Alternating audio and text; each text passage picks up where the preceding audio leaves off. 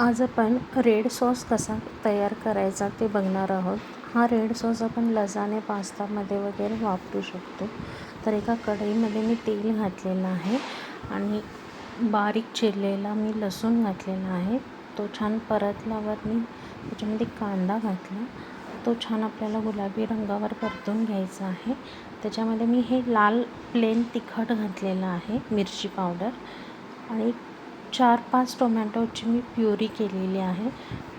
बाकी बॉईल वगैरे काही केलेलं नाही, डायरेक्ट कच्चे टोमॅटो आपण मिक्सरला फिरवून घेतलेले आहे. ते 4-5 टोमॅटोची प्युरी आपण घेतलेली आहे.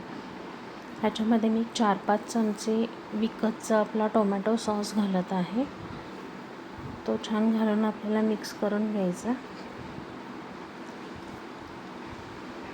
त्याचबरोबर इथे मी चिली फ्लेक्स घालत आहे. चिली फ्लेक्स तुमच्या आवडीनुसार तिखट कसं हवं तसं तुम्ही घालू शकता. मला इथं तिखट हवा होता त्यामुळे मी जास्त घातलेले आहे.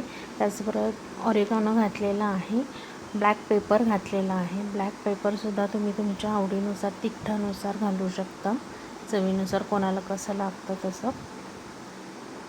मी इथं हा स्पायसीच करत आहे कारण आपल्याला व्हाईट सॉसची रेसिपी बघायची आहे. हे मी लसाणेकरता बनवत आहे, तर आपण स्टेप बाय स्टेप जात आहोत.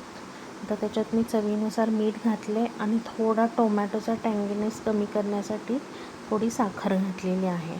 आता ह्याला एक 8-10 मिनिट मी झाकण ठेवून वाफ दिलेली आहे.